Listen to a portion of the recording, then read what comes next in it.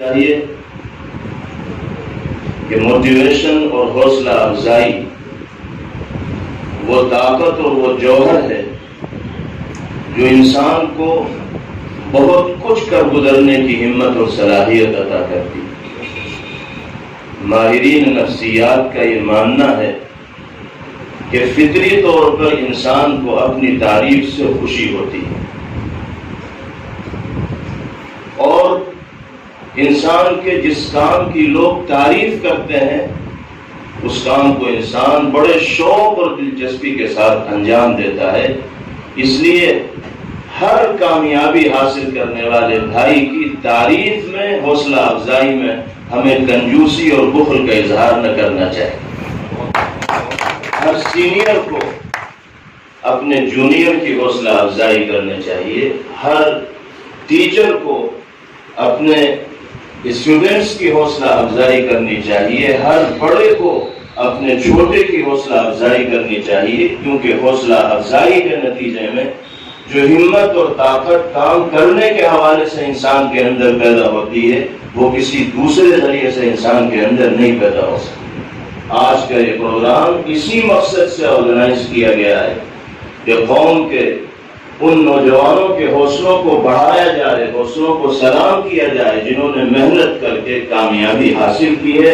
ہماری دعا ہے کہ اللہ ان کے اقبال کو اور بلند فرمائے اور بہترین کامیابیوں سے باری تعالیٰ ان کو مالا مال فرمائے۔ ایک سروے میں نے کہیں پڑھا تھا، کسی نے سروے کیا تھا کہ دنیا میں کامیابی حاصل کرنے والے جو طلبہ ہیں ان سے پوچھا جائے کہ ان کی طالب علمانہ زندگی میں خوشی کا دن کون سا ہے، جس دن کو وہ طالب علمی کے زمانے میں اپنے لیے سب سے زیادہ خوشی اور مسرت کا دن مانتے ہیں، وہ کون سا ہے؟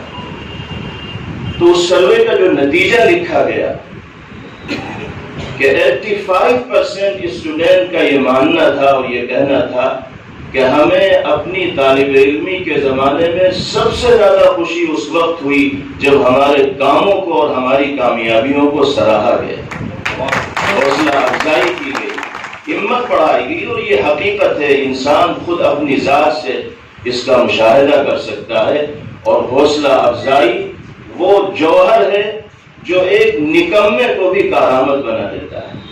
وہ انسان جو مایوسی کی طرف جا رہا ہوتا ہے، آپ اگر اس کا حوصلہ بڑھائیں گے تو اس کی زندگی توقعات اور امیدوں سے بھر جائے گی۔ ایڈیسن جو بلب کے موجد ہیں، اندھیرے کمروں میں روشنی اللہ نے ان کے علم کے ذریعے دنیا میں عام کی۔ میں نے ان کا واقعہ کسی کتاب کے اندر پڑھا کہ وہ جس اسکول میں پڑھتے تھے تو کمزور اسٹوڈنٹس میں ان کا شمار ہوتا تھا۔ ان کے ٹیچر نے ان کی والدہ کو ایک لیٹر لکھا اور اسے بند کر کے ایڈیسن کو دیا کہ تم اپنی مدر کو دینا۔ وہ لیٹر لے کر اپنی مدر کے پاس گئے، مدر نے وہ لیٹر پڑھا۔ پڑھنے کے بعد ان کے چہرے پر کچھ افسردگی کے اور رنج کے آثار ظاہر ہوئے، لیکن اس کے بعد ماں نے اپنے آپ کو سنبھالا اور پھر بیٹے کے سامنے یہ کہا کہ بیٹا تمہیں معلوم ہے اس خط میں کیا لکھا ہے؟ اس خط میں تمہارے ٹیچر نے تمہاری تعریف کی ہے۔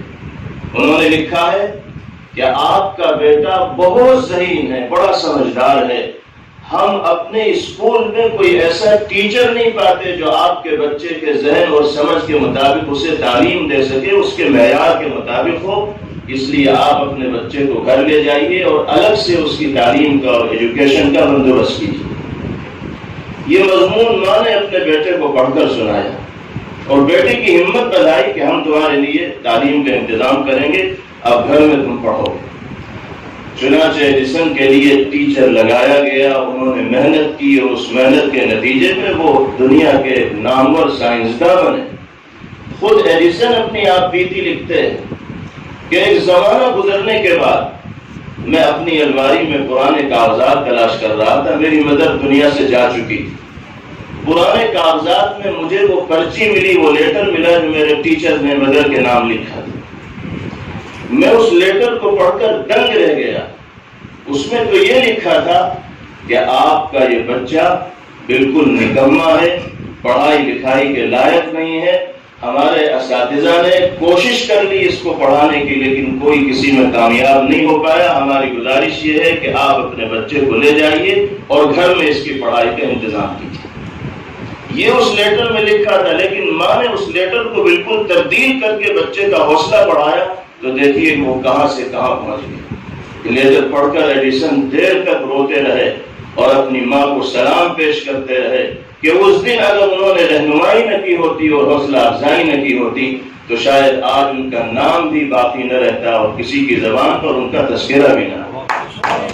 یہ حقیقت ہے، حوصلہ افزائی انسان کو بہت اونچے مقامات تک لے جاتی ہے۔